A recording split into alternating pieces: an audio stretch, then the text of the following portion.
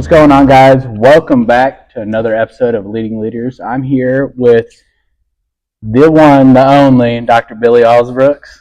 How about you tell us a little bit about yourself to start us off?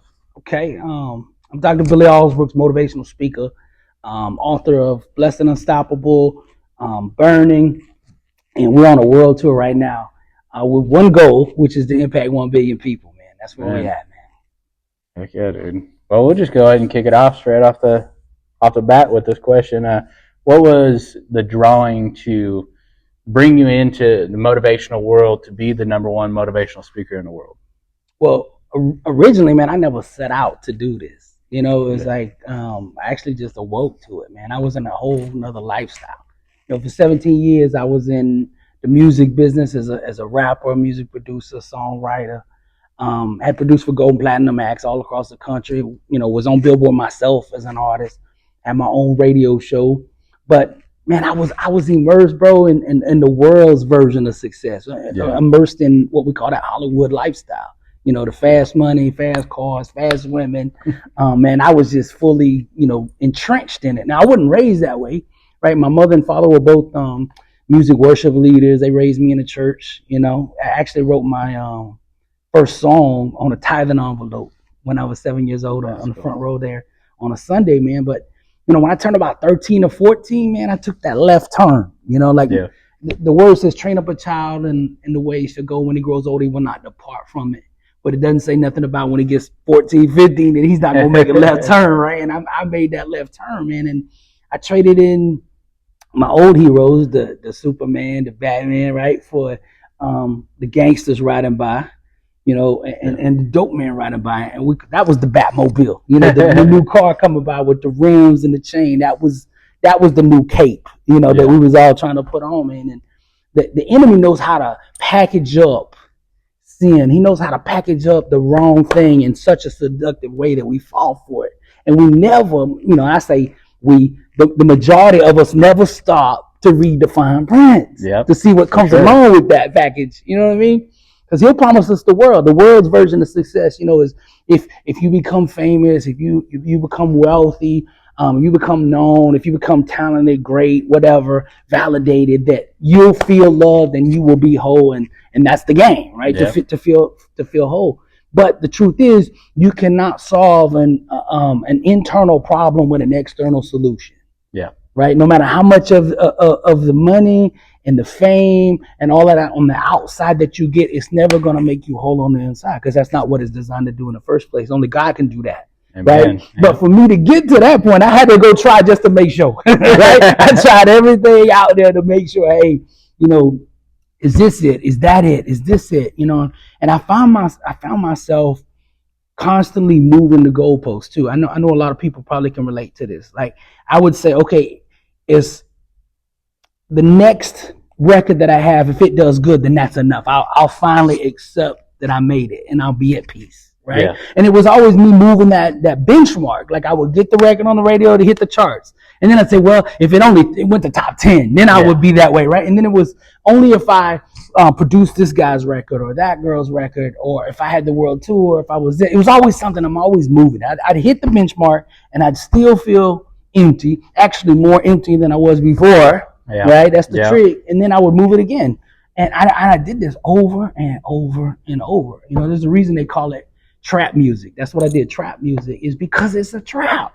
You just caught you in the trap. Yeah, that's it. Because here's how it works. The more successful you become in that industry, the more entrenched you become in it, the more shackles you put on yourself. Right. Mm-hmm. So if you're getting $20,000 a night to go into a club to do 2 songs, it's hard to leave that life. Like, we're going to go from there, right? Like, it was like I got to a certain point where I knew what I was doing was wrong, because everyone around me is getting shot. Everyone around me is going to jail. Everyone around me is ODing, dying. I'm going to the funerals constantly, right? And nobody's really happy. They're happy. There's the illusion of happiness. There's the mirage, the acting part of being, I made it, look at me, right? But when the lights, go off and the cameras turn off, man, ain't nobody in that lifestyle that I was living in, ain't nobody at peace. Nobody's happy about that, So I got to a point where I knew, hey, this is not working. I just didn't know how to get out.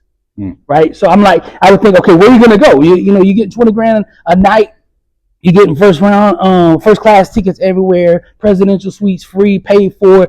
You walk in the club, they roll out the red carpet, everything is on the house, right? Yeah. So I'm thinking, how do you leave this? What do you leave for? Where do you leave to? That was the answer. It's like I needed what we call a lily pad, out there before I jumped. I had to know what I was jumping to, and I couldn't figure it out, man. And what was the goal? To go back to a $20 an hour job, after you had all the lights and the fame, and it was also an ego thing too, because I was like, man, everybody knows me as this artist, man. I can't just go to a regular job.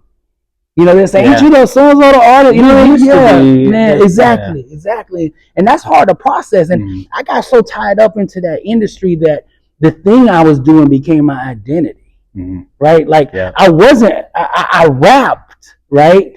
But I wasn't a rapper. I was Billy, like the person God made me to be. But I had tangled it up and even traded in the name that my mother gave me, Billy, right, for the stage name that I was under at the time, which was White Dog. I was under this name. That's what everybody knew me. So I was walking around basically in this personified false identity, this character that I had created, which was half me and half this superhero. Yeah.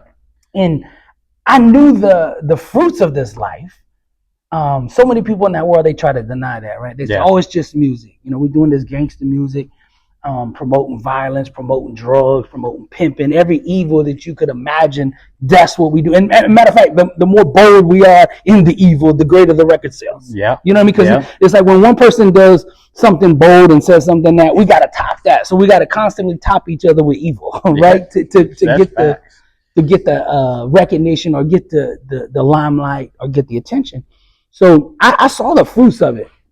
The word says this, death and life and the power of the tongue, those that love it shall eat the fruits thereof. Right? So I'm in a room and I'm speaking death, I'm speaking life, I'm speaking Papa Pill. One of my songs that was really popular back in the day, it was number one record there, was called Papa Pill, which was a strip club anthem. Yeah. Now, I'm in a club and I'm singing this stuff. I'm rapping this stuff. I'm projecting this stuff on everybody that's within my vicinity, everybody that's in my sphere of influence. And of course, most of the room is on drugs, right? Because that's what I'm thinking. And the crazy thing about it was, I didn't even do drugs. Man, I grew up in a home where my dad was an addict, man, alcoholic, full blown. And I saw the destruction and the evil of addiction.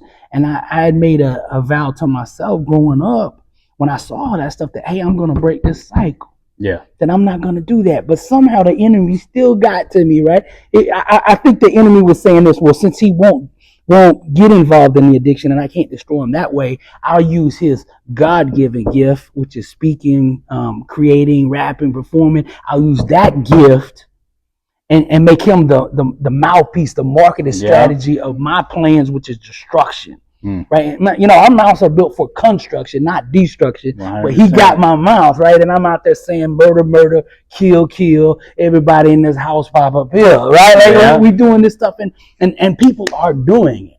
And we would justify it, like the artists in my spirit. You ask most of them today, they'll do this, they'll say, oh, it's just music, but it's not. It's not just music, bro.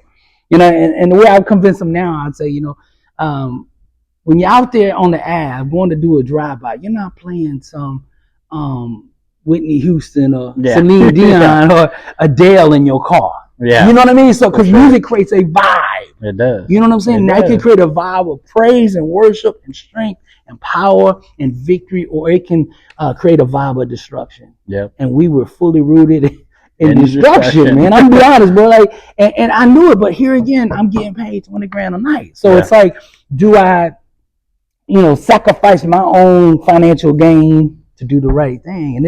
And I was torn because I was raised right. Yep. So every day I would go to these venues, and to the point where I started hating to go to work. I would hate when the phone rang and they were booking me to do some show, because I knew I was fitting to be in an environment that I didn't really want to be in. Yep. Like I got to a point where I started to read back in 2000. Man, I came across this book, Rich Dad Poor Dad, by Robert Kiyosaki.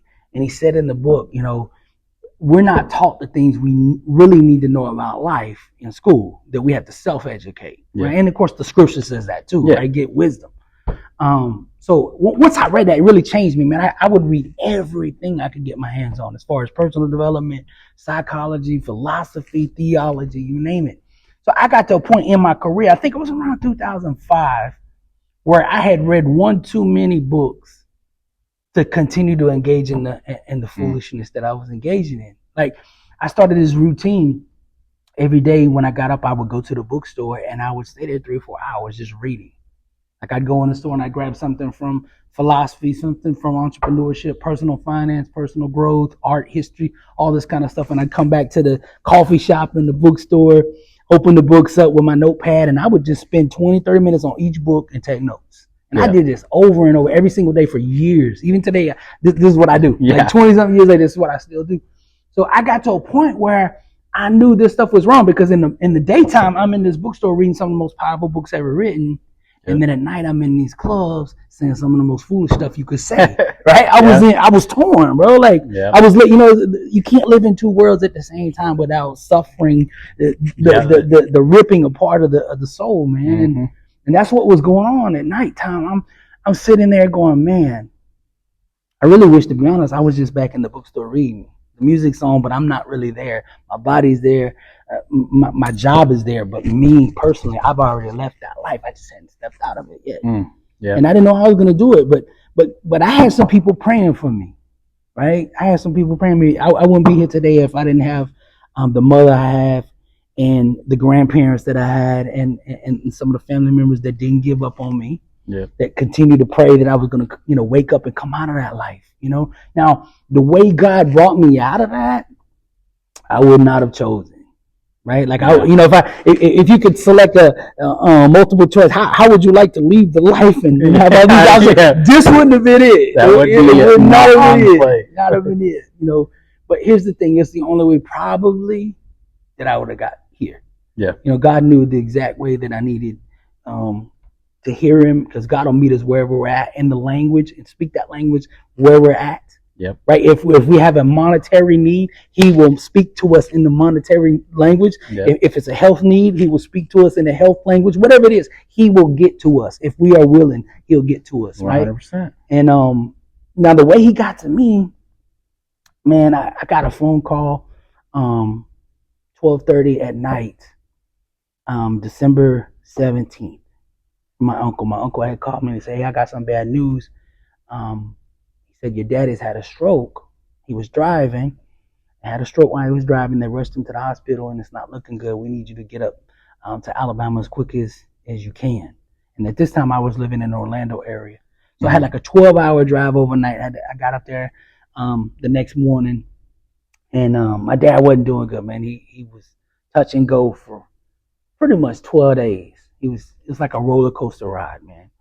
And I remember doing some soul searching during that time. Like, man, this is something I wasn't expecting.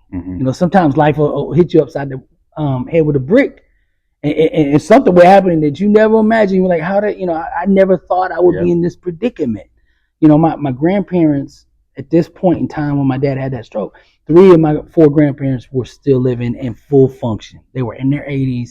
Like, they weren't in homes. They were going to Walmart every week on their own. Like, you know what I mean? Like, full health, everything. So I'm thinking I've got, of course, 20-something more years with my daddy, because my daddy's 63 at this time, right? I'm thinking I got 20-something more years at least before I got to worry about anything with my dad, right? We kind of hope that, and we kind of frame it because we don't want to deal with the realities of life and thinking about losing our loved ones, right? But that's the reality. We don't know how long we got with them.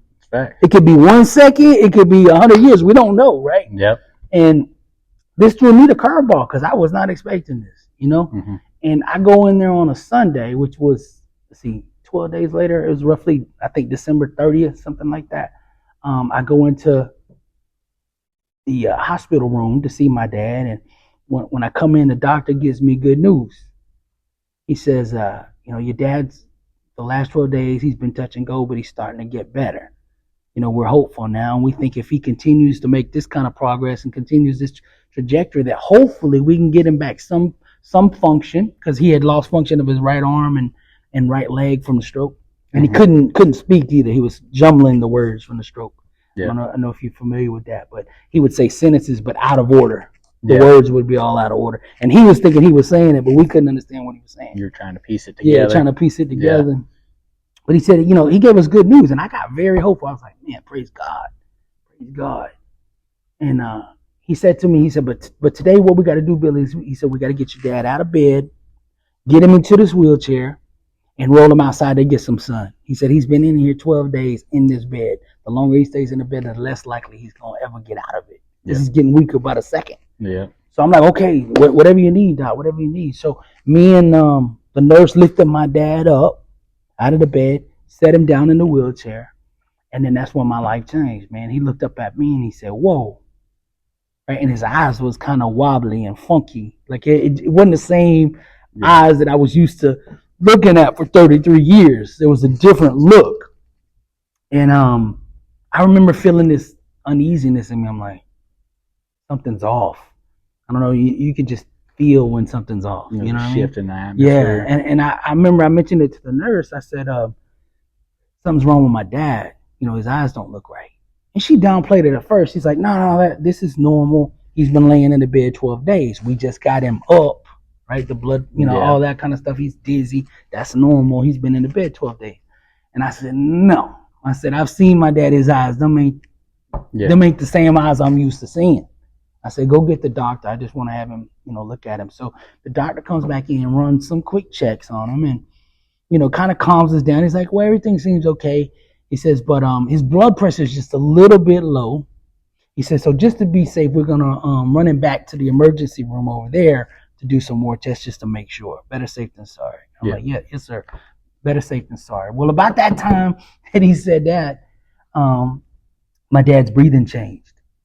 He started taking these real, short breaths, like that, just really loud and overcompensated type of breaths. He was conscious and everything, looking at me, but something had shifted. Like we said, something was going on that we didn't know about. What we didn't know at the time was my dad had a blood clot in his leg from the stroke, and him laying in the bed 12 days, it was in his leg. But when we moved him, right, his blood pressure changed and it dislodged that blood clot and went straight to his lungs. And 10 minutes later, from the doctor saying everything looks okay, well, 10 minutes after that, my dad was gone. Took his last breath. He took those deep breaths for 10 minutes and then didn't take another one, right? And he was conscious the whole time. And it really, really impacted me because there was nothing I could do about it. Yeah. Right. And when this happens, when it's a blood clot, there's nothing doctors can do. Basically, you're just at the mercy of the Lord, And that was the biggest struggle, to see the one you love just basically suffocate. Yeah. The awfulest thing, and the worst. What I always framed it as the worst time of my life, the worst day of my life. For years, that's how I framed that moment. And framing it that way also put me in bondage, man, for 7 years, which I'll talk about, because this has brought me to what I'm doing today. You had asked me how I got into this.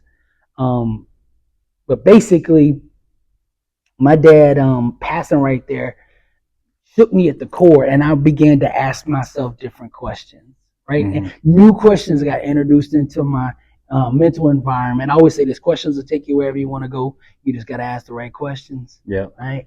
And what I realized, though, from losing my dad was, after going through the burial process with him, making the funeral arrangements, doing his obituary and headstone, I come to find out that life is really all about one thing. It's about legacy. What do you want to be remembered for?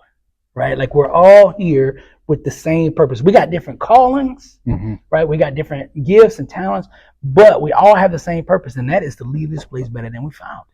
100%. Right? And I realized that when my dad left, that, hey, this is about legacy. This is about what you want to be remembered for. Because when I was writing out his obituary and the headstone, I was having to think what my dad had done, what he had achieved, and tried to capture it in something to convey it to other people who might not have known my dad. And at the same time of doing his obituary and the headstone, I also asked my own self, if I was to die right now, what would the story be? Because we're all writing a story, right? Our lives are stories, basically. Yep. And we're the author of that story. So I'm saying to myself, okay, if I died right now, what's the story? And I had to get real, like, real, just in the truth, man, like stripped down to the absolute truth, and just be honest with myself. Where am I at right now in life?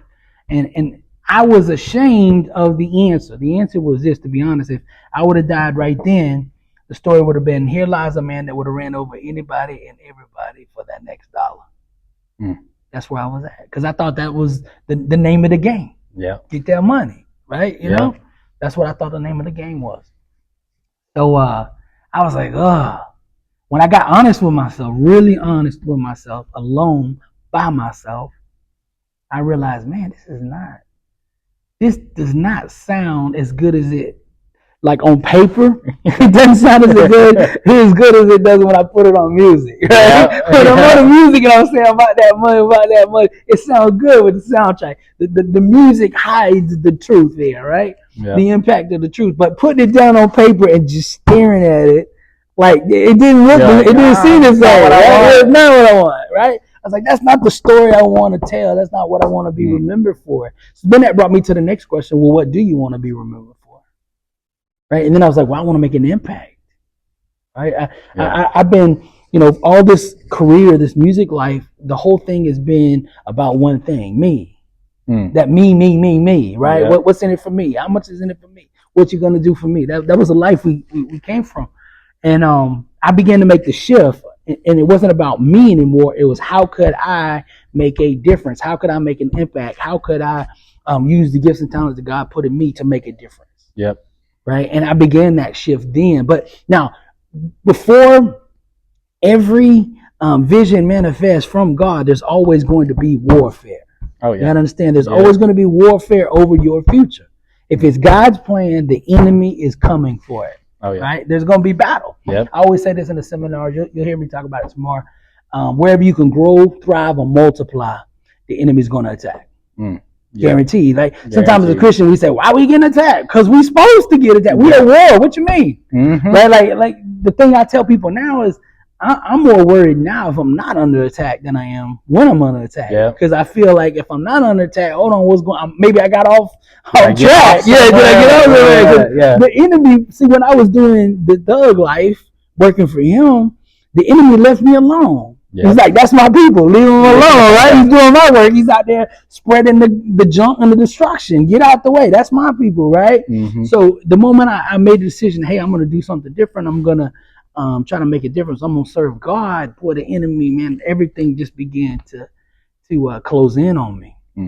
And first it started with my health. It was almost similar to Job's story, kind of the attacking of the health, the family. Remember, Job gets his family attacked, and then he gets his body attacked.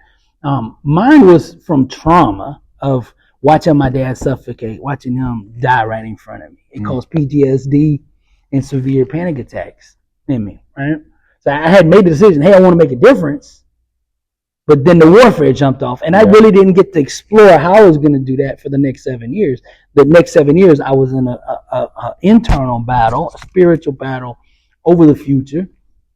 But the warfare was in the mind, right? Joyce Meyer talks about the battle of the mind. This is where it's at, battlefield of the mind. So the enemy was on full-time duty trying to disrupt the plans that God had coming, because he knew, I feel like he knew God was going to send me out there to reach, like the goal says, impact 1 billion. He's going to send me out to do that. And the enemy thought, well, if I can get him, I can get the 1 billion, right? I can just disrupt that. So I need to attack it right now. So, man, for 7 years, I went through hell, man. It started out just having one panic attack a day, right? And I didn't even know what they were. Like, I didn't even know there was such a thing. No one around me had any kind of stuff like this. So when I had the first panic attack, I ran to the emergency room thinking I was dying. Like, I thought, man, I'm having a heart attack. I'm dying. Right. Yep. And I'm thinking, and my mind is playing tricks on me, because my mind's saying, you're going to suffocate like your dad did. No one's going to be there. Because I remember the first panic attack I had, I was in the car. Just like my dad when he had the stroke. I was in the car when I had it. And I remember making a decision, or trying to make a decision. I'm on the highway doing 70, having this panic attack. And I'm thinking, do I go to the emergency room right now?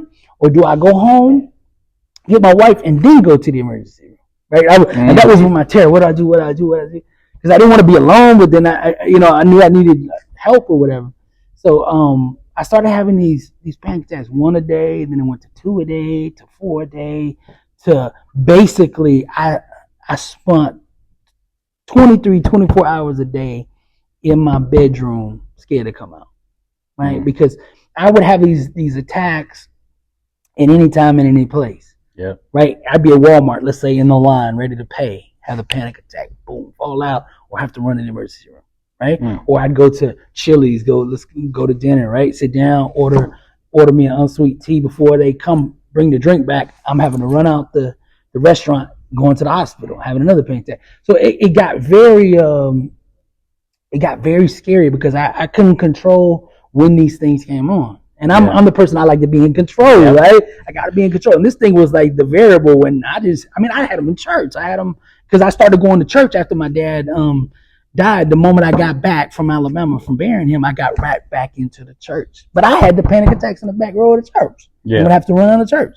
So no matter where I was at, I would have these things. So the thing that I got the most comfort out of was if I at least was in my bedroom, I controlled the environment that I had the thing that I couldn't control. Yeah. You know what I'm saying? So basically that room became my dwelling place for the next 7 years. Right? All the money I'd put up for the 17 years in music business, I had put a lot of money up, but if you're not working, if you're not in the industry, slowly it begins to be chipped away, right? You got bills, you got expenses, all this stuff. And of course I was in no mental shape, because this thing just basically engulfed my mind. Every second of the day, it was that. And to be honest, I was still, in this situation, I was living in two worlds too. I'm living in, where I'm at the time I'm having these panic attacks, but my body and my mind and my spirit is still stuck in that emergency room, in that hospital room where my dad took his last breath. Yep. I never left that room for 7 years. You were stuck in I was stuck in that moment. It was like they hit pause and I'm running around, but the movie's on pause. And I didn't know how to get out of it. So I went to the doctor. First thing the physician did was, here, take some pills, right? The Xanaxes and Clonopins and all of that, right? Now, I knew this is not good for me because I come from a family where all the males on my dad's side were alcoholics or in some way engaged in addiction. Yeah. So I was like, okay, the enemy, I'm thinking like the enemy. I was like, the enemy knows that I'm not going to do drugs on my own, but he knows I'm weak right now. And this would be the way he would come and get me. Yeah, if the doctor says it should. Right. Yeah. And I saw it. For some reason, I saw it. I was like, no, I can't do that. So like, he gave me the medicine, but here's the thing I would do. I'd cut the pills in 4, right? Like little chunks. And if I was at my worst, about to go to the emergency room, I would take 1/4 of that. Because I was like, if I don't control it, and I had everyone around me watch. I was like, don't, watch the pills, count the pills. If there's ever a problem, take this stuff away. I can't. I don't want that problem. And I knew the pills don't solve the problem anyway.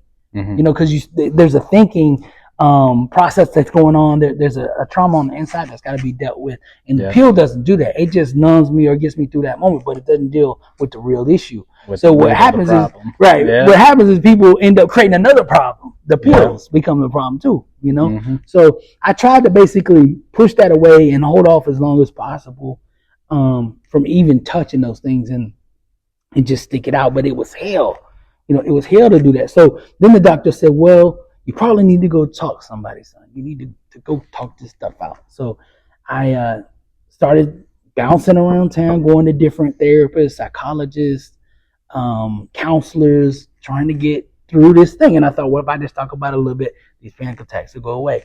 That's not what happened. They ended up increasing. The more I talked about it, the more I relived it, the greater it got, right, in the beginning. And I bounced around because I didn't feel that I really connected with any therapist at that time that I had. Because, we'd be in the therapy session. And therapy is really about trust. Just like with God too. God is our therapist now, right? Our spirit's a therapist. And you got to be able to trust the therapist, And I'd be in there in therapy session and, we might be 20 minutes into the session and I'd see the therapist look at the clock. And I'm like, oh, he's not really here for me. Yeah, he's checked out. He's here for the money. Yeah, you know what I mean? Like, and then I would immediately, it was like I shut down and I'm on to the next therapist. I can't do that no more. So I bounced around to all the ones. I went to like 7, 8, 9. I don't know, 7, 8, 9, 10. I went through them. Everybody in town knew that I was, having panic attacks because I went to every single therapist in town. And nothing worked though. Nothing worked. I was worse usually leaving there, and I couldn't understand what was going on. Like I'm doing everything now trying to get over this, but it's not working. And at the same time, I had completely left my old life. Basically, when my dad died, that was when I retired from rapping. I'm not going to do that anymore because if I get behind a mic, I got to have a different topic. Yeah. And everywhere I was planted, there was only one topic: street life. You know what I mean? Like at that time, I couldn't see how to talk about anything else. I'd been entrenched so much in it, and we always kind of dissed or discounted anybody else who spoke anything but what we were living. And that old soft stuff, we ain't trying to hear that. That positive stuff, ain't nobody trying to hear that, right? Like we would discount it and diminish it or whatever. So I couldn't see any other life but the stuff I was saying on the mic. So the mic became something I used to do, right? And I pushed that away, and I retired the moment my dad had passed away. So that caused me another problem. Now I woke up every day with no purpose. Right? No calling, nothing to do. And I had been tied up in this rap thing so long, like I said before, it became my identity. I go to Walmart, they say, hey, that's White Dog. I go to church, even in church, they say, hey, that's White Dog, right? Like it's not Billy, I'm the rapper, right? Yeah. So like, who am I if I'm not rapping? And I didn't know, right? So I bounced around, doing all kinds of things, trying to figure out like who this new version was going to be. Meanwhile, struggling completely that I couldn't do anything from the panic attacks. So finally, like 5 years into these panic attacks and losing everything, right? Like I lost pretty much every dime. I got down almost to the very, very, very, very, when I say very bottom, I mean the very, very bottom financially. And all the entourage that I used to run with was gone. Like everybody that what we call the leeches from the industry. What I mean by that is like if we were going to a club tonight to perform, my phone would ring 60, 70 times that day. You gonna let us into the VIP? Can we ride in the limo? Like all of that stuff, right? And we would let those people around us because it was kind of insulate us, But now all these people are gone. It's just Billy, right? And I got to the end of me, like the very end of me, which is a beautiful place to be. Now it doesn't feel that way in the moment, right? Looking back, that was one of the most beautiful places in the world to be, is at the end of you, because that is where God can really come in and change your life. Right? Because if we're trying to do it, and that's what I've been doing, even the 5 years that I was going through the panic attacks up until this point, I was still trying to do it myself. I was trying to do therapy and healing the way I did music. Like we gotta hustle and grind. Okay, so I'm in there. We gotta hustle. We gotta get it to get over this. And it don't work like that in the spiritual realm. It don't work like that. I was striving, right? You can't cease to strive, right? I was striving, trying to make something happen that only God could make happen. But here's the thing: the more I went through the dark time, the more I went through the warfare, the more I was in those trenches, the more I reached out to God, the closer I got to God. Because I come to him in the beginning out of desperation, just being honest, like, Lord, I don't know what you want me to do here. I'm losing everywhere I look, financially, friends, spiritually, calling, purpose. I'm losing everywhere. Yeah. Like I was the one for years of my whole life. I never saw a loss. Like everything was victory. Everything I did, I was a champion. Everything I touched up until my dad died. And then it was like everything was cursed. Like, stuff that should have been guaranteed wins became losses. So these things brought me closer and closer to God. And I started out when I would have these panic attacks. I did one thing, not realizing the significance of it. It changed everything. I wouldn't be here today if I hadn't done this one thing, right? But at the time, I didn't understand what was really going on.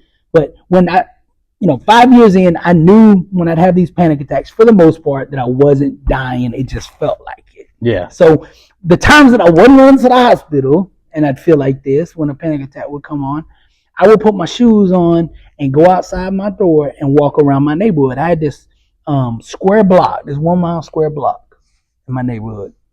So I would just get out there because I got all this energy and panic and fear and nowhere to channel it, right? So I put my shoes on and I would begin to walk. And as I was walking, it's 5 years now, I'm frustrated because I've done everything I thought to get my life right. To get out of that. Like I rejected the old lifestyle. I stopped hanging with those people. I got out of those clubs. I got into church. I got baptized. I was in church every time they opened the doors. I was reading the Bible every day.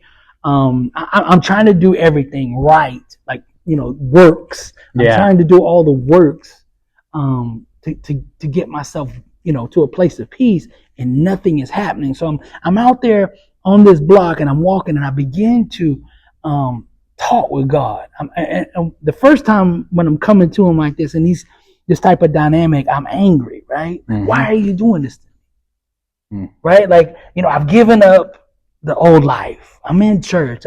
I've done everything they said. I pray every day. I do good. I help others. I'm telling God all the reasons why he should help me, And like, why is my life not getting better? I'm mad. And then, you do this day in and day out, praying and asking for healing and all that. And if you don't see it, you get to a point where you begin to question, does he even exist? Right? I'm sure some of you out there right now know what I'm talking about. You get to a point where, do you even hear me? Am I just talking to myself? And I'd be out there talking. But here's the thing. I'm out there talking to God. I'm building a relationship with God. I'm right where I need to be. Right? Like, it's all chaotic around me, but you know what? I'm in the presence of God. And in the presence of God, there's healing. In the presence of God, something is going to take place. Every time we get alone with God, it gives birth to something. Now, whether we see it or not, right then, we might not see it. Just like when a person becomes pregnant, you don't see the baby right away. It takes 9 months before you see the baby. Right? So when we get into God's pregnancy, we're being impregnated with the kingdom. Now, we might not see it. It could come to pass 12 years later. Right, like we sit here now, we don't know when it's going to come to fruition. But God never wastes time. If he's with us and we're reaching for him, he's going to be, doing something with that time. 100%. So I remember coming to the end of me. I went out there on a walk one day, completely exhausted and beaten down. What I said, the end of me. Right, I came to him, and I'm not the person to quit. My mom and dad didn't raise me as a quitter. I always say on my messages, mama didn't raise no quitter. But I'll be honest, at this moment, I was on the verge of quit. I didn't want to because this is against my nature. But when you've done everything you know how to do, physically, mentally, emotionally, spiritually, everything, and you're just exhausted. Like panic attacks, the one thing I would say about them the most, for people that are not familiar with them, is it's an exhaustion like no other. There is no peace, no rest at all. So from the moment I'd wake up, my eyes, like I'd wake up in peace, not having a panic attack. I wake up and then I'm like, oh, this is going to be a day where I'm going to have this all day. And then I would begin to anticipate, and it would make me anxious, and there would be no peace in my mind until the moment I went to sleep. And even when I was sleeping, in my sleep, I'd be fearful of having a baby. And imagine 5 years of, even when you're in a peaceful, resting place, even when I'm in church, even when I'm whatever, it didn't matter. There was no peace. I was completely on the edge for years.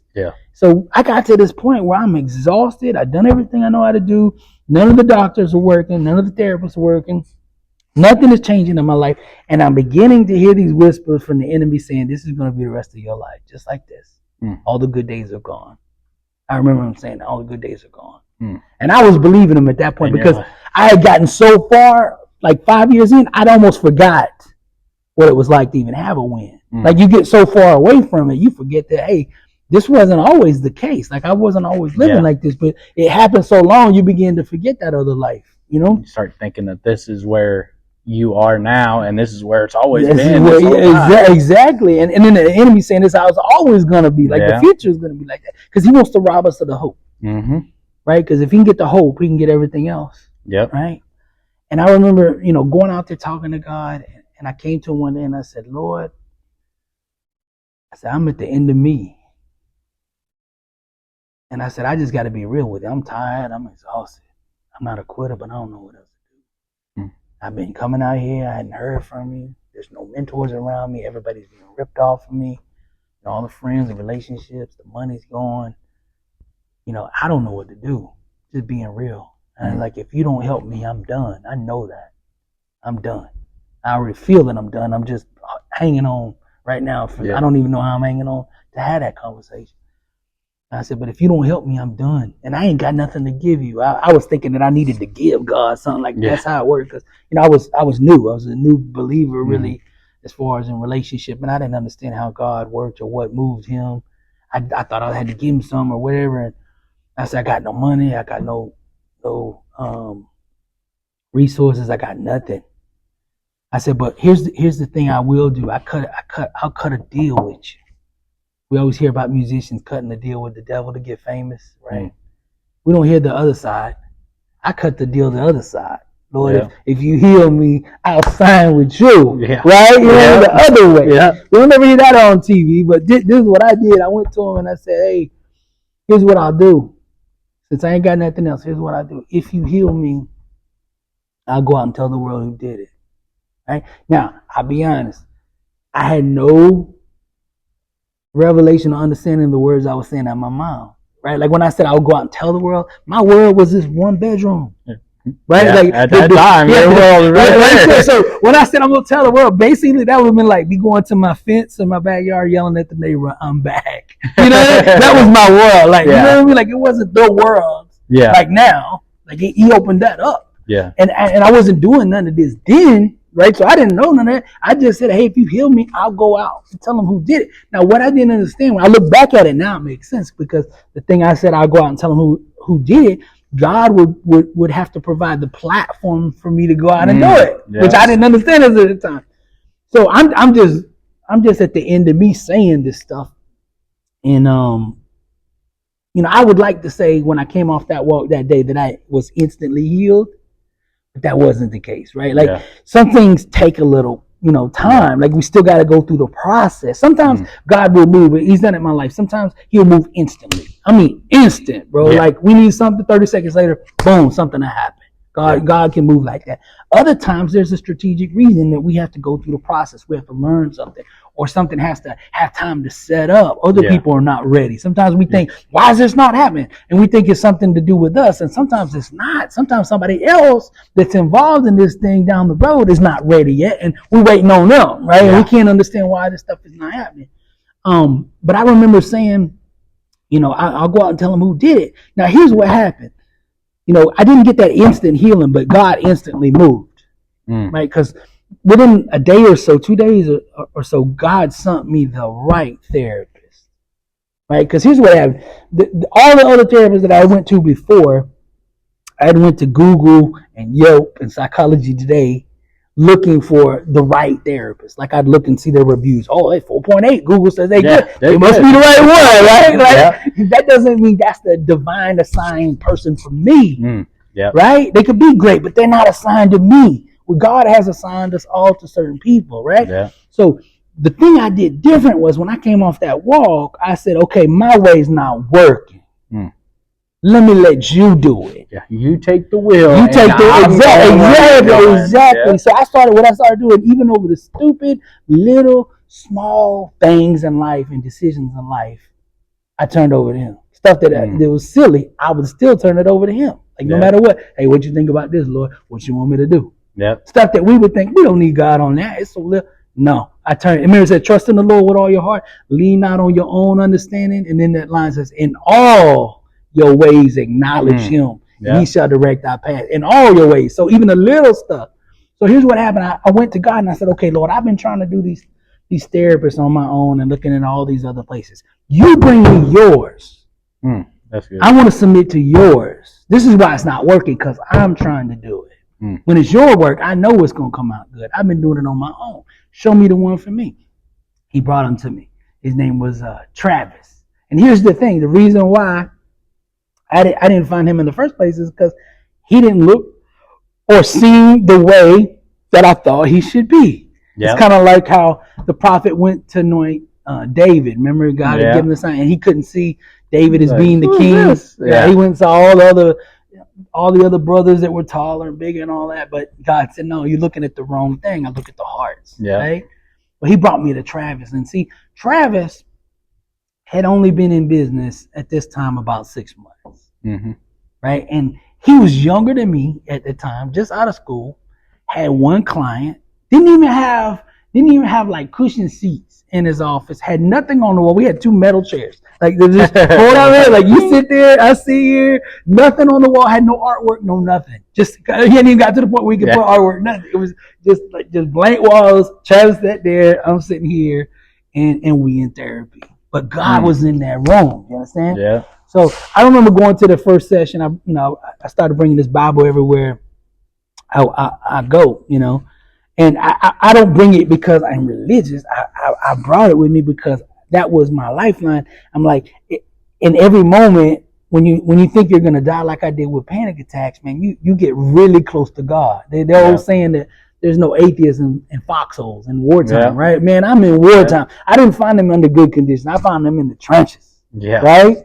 So I would carry this everywhere with me, not out of being religious, but if I had a panic attack, that's what I would hold on to. Yep. And I always thought too, if I die right now, well, at least when I get up there, they'll know I'm good. I got it with me.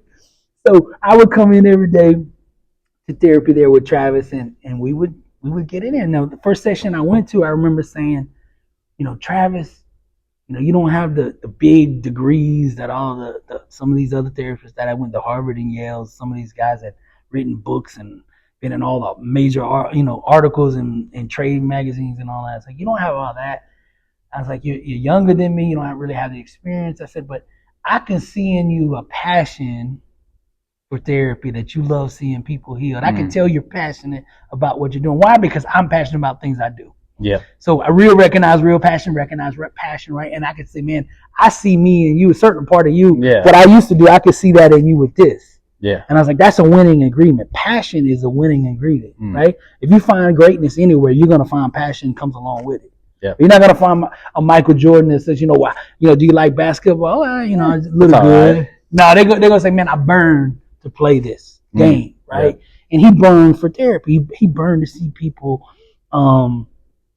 overcome challenges and get their life back. Now, he had that ingredient. I had the other ingredient that was required, which was I had a strong why. And what I mean by why is a motive. I have a reason to be here and to follow what you tell me to do, because I want to get better, because I can't breathe. Yeah. Right? Like, we've got to do whatever because I need my life back. Yeah. Right? I can't breathe. I'm going to the hospital. I want my life back. So whatever you tell me to do in this therapy, Travis, I'm going to do it. You're not going to have to tell me twice. Right? You tell me to work, you tell me to read something, you tell me to do this homework, I'm going to do it. That's me. Right. Man. So I'm just sitting down here with the agreement and saying that, that I'm going to use you as my therapist, and I believe that God is in this. And something else I started doing there too, over those sessions, what was different than before is I would start those out with prayer before we started therapy. So God was in the room. We'd set a third chair down there, a third metal chair, empty. And it was just a reminder, okay, me and Travis are here, but God is also. That's good. Now I don't mean that he's in the chair physically, but it was just a reminder to me saying, hey, God is in this room. Without God, this thing don't work. So make room for him. Yep. Right. God's so I set that. I set that chair over there, and me and Travis would begin the whole process. And Travis was very thorough and gifted and talented and anointed at what he had done. He was so new to this thing. He had never even received a check yet from an insurance company. Right, like you have to be in business so long before they allow you to be in what they call network in order to pay you. And he hadn't been in business that long, so basically he was helping whoever came in for whatever you could give him. That was it. Like, he wasn't getting any other money for anything else. So it wasn't like the other guys looking at the clock. He's like, my next money is in here. Right, it wasn't that way. Travis was in it because he wanted to be in there. Travis was in it for the right reasons. Yeah, and I always respected Travis for that. And something else too, God had put me with him because me and him had a lot of alignment and a lot of synchronicity. He had read a lot of the same books that I was reading. Like, I going to his office, he'd have all the books, and about 80% of the books he had on the shelf I'd been reading at the bookstore. You're like, right? We would talk about it. You read that one, and we would talk, and it was like perfect, man. Yeah, God had sent me the right person, man. And I always say this: when God is ready to promote you, He brings a person into your life, Yep. or He brings a book into your life, right? Yep. It's a knowledge or people that open doors. And man, we got in there, and here's what happened, man. It wasn't overnight, but for 2.5 years, I'd come to therapy every week, and we began to work and pull the onion layers off, and I slowly began to get my life back. I got to where I could go, 3 or 4 hours without a panic attack, and that was the big deal. You're like, I'm a boy. When you think you're gonna die, bro, to have 3 hours where you just had some normalcy, things that I took for granted before, like just watching TV for a few minutes, I took that for granted, or just going for a walk, or just being able to eat and not have to worry about. I took so much for granted to have 2 or 3 hours and be like, hey, 3 hours went by and I had no panic attack, and now I might have one for an hour later. Yeah. But I got 3 hours in, and it felt so good to do that. And the more we worked, the longer that time span, when it'd be 5 hours, 6 hours. I went a whole day. I remember the first time I went a whole day. I was like I'd won the world, like I'd won the lottery. I was like, yes! I'm screaming out in the backyard. I went a whole day without having to worry about breathing. It was crazy. But God began to pull that stuff off of me in order to get me ready, for His plans. Now, something He gave me on the block. I want to make this clear to your audience here. Something He gave me on the block when I was out there praying every day. He gave me a verse. I always say, God will unlock your victory with a verse, right? And whatever you're facing, whatever your challenge is, there's a verse that will unlock it and give you the strength over it. And I had an enemy whispering in my ear, all the good days are gone, right? He was trying to steal the hope. So God gave me a scripture for the hope that I needed, right? Which was Jeremiah 29:11. Yeah. And it says, for I know the plans I have for you, declares the Lord, plans to prosper you, not harm you, like the enemy was saying, not harm you, but to give you a hope and a future. This man's saying, the enemy's saying it's all over. Yeah, there's no future. And God is saying, no. I got something for. I know the plans I have for you, declares the Lord, plans to prosper you, not harm you, plans to give you a hope and a future. Now, prosperous, I'm struggling for existence money-wise. And He's saying, hey, I'm going to take care of that. Right? And He's saying a hope, and I had none. He said, I got your hope, and I got a future. This is not the end. And it was the 3 things that I needed to look at. And every day when I go out there, I would begin to repeat that. I wasn't one at this point in time that really memorized scripture. I didn't have things on deck. So when a situation would come, I didn't have a scripture to hit it back with. Now I try to load up with so much ammo. Anything the enemy does in the daytime, I can spit a verse right back at him, you know? But when the enemy would say, hey, you're going to have a panic attack today, and I would remind him what the Lord said. I said, but that's not what the Lord said. Yeah. Right? And He gave me another verse, for the Lord didn't give us a spirit of fear, but of power and of love and of sound mind. And I would repeat these things over and over. To those 2 verses I got down verbatim, and I would just scream them. And when the panic attack would come on, I'd say, you're not a God. And I would just talk back to the enemy. I began to take the mic back. See, when I lost my dad, it was like the enemy ripped the microphone from my hands, and he began to talk to me. Like for years, I'd been talking, right, for him, saying this destructive stuff. He took the mic and he began to talk to me. Now, when God moved, I gained the mic back and I started speaking scripture to the enemy first. And the more I spoke to him, the less he could remain in this situation. Because the word says that death and life and the power of the tongue. Now it works both ways. I was spitting destruction early in my life, right? Murder, kill, all that. But now He's flipped it. Now I'm saying live, life. God is love. I'm saying all the things that lift people out of bondage instead of putting them, into destruction, right? So Travis, was such a crucial piece to the puzzle. He was actually the first one. You asked about motivation. He was actually the first one to call me a pastor. I never ever, be honest, I never ever thought about this profession, being a pastor, being motivational speaker. None of this was ever on the radar, ever. I've been on stage in front of 20,000 people rapping with music and lights and all that. But as far as no music, getting here and just talking and conveying, no. Like I never saw that in the beginning. Yeah. Right? But I would come in every session with Travis. I'd come in holding that Bible. Every day. So I remember sitting out in the lobby one day, for one of my sessions. So Travis opens the door. He sees me coming in, and he yells to me. He said, "Come on in here, Pastor." Right? And I remember rejecting that. I remember arguing with him about it. I was like, no, I'm not no Pastor Travis. I just carry this because, I'm scared of dying and God is with me and I need him. This I need him. I know God is not physically this book, but he's that word is in the book and I'm holding it, and I'm like, I just need God. I'm not, it's not a pastor, but he had already spoke it. And what I learned is sometimes we won't speak over our life, when we won't speak the blessing, we won't speak the future, we won't speak the calling or whatever it is, God will send a person to do it for us. Yeah. Right? Same thing with the enemy now. If you won't curse your life or destroy your life with your own mouth, he'll bring somebody in to help facilitate that, right? Be like, right? Yeah, I don't think you're doing what you're supposed to do. It's not going to work or whatever. Like he's trying to get somebody to put the words out there that you'll buy into to destroy the future. But he put Travis in there for the right one. Yeah. Come on in here, Pastor. And I remember the die was cast, man, when he said that. It was, years later. I mean, this was probably 2011, maybe. Mm-hmm. And it would be another, 6 years before I ever touched the mic again. Dang. From that point. You know what I mean? Like, so it was a good distance between when he said that and when that stuff began to bloom. Yeah. He had said something else too, that really was critical 7 years later that would come into play. I remember like one of my first sessions, Travis said, you have some severe anxiety, severe panic attacks. And he said, I'm very familiar with that because that's why I got in therapy, because I had panic attacks myself. Nice. And that's what made me want to get into this. He said, so I know how horrific it is when these panic attacks come on. He said, now you're only in here with me 1 hour a week. Right, which means there's 6 days and 23 hours you're outside here. And he said, basically, let's be real, with panic attacks, you're alone in that battle.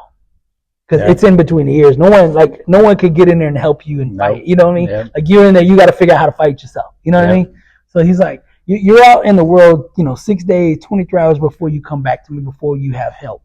He said, so here's what I want you to do. Whenever panic attacks come on or anxiety starts to build or you start to doubt or feel depressed, here's what I want you to do. I want you to go on YouTube, and in the search, I want you to write motivation.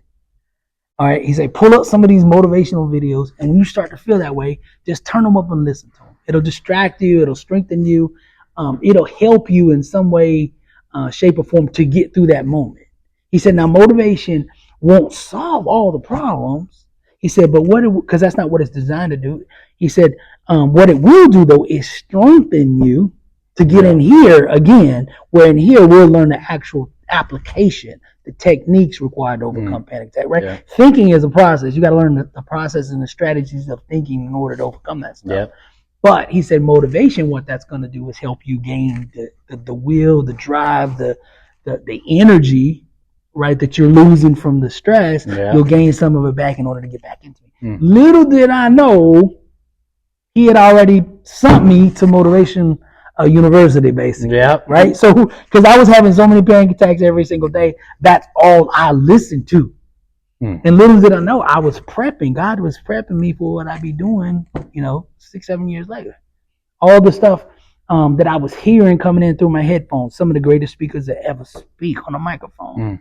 I'm listening to them, right? And it's going into my subconscious mind. I don't know even what I'm listening to, but it's being planted in me. It's being poured into me over and over. I'm hearing the cadence. I'm hearing the dynamics. I'm hearing, when they get loud and when they're speaking, or when they bring audience in. I'm hearing the breakdowns, the pauses, all this stuff that's required to deliver messages with authority and effectivity, right? I'm learning this without even learning.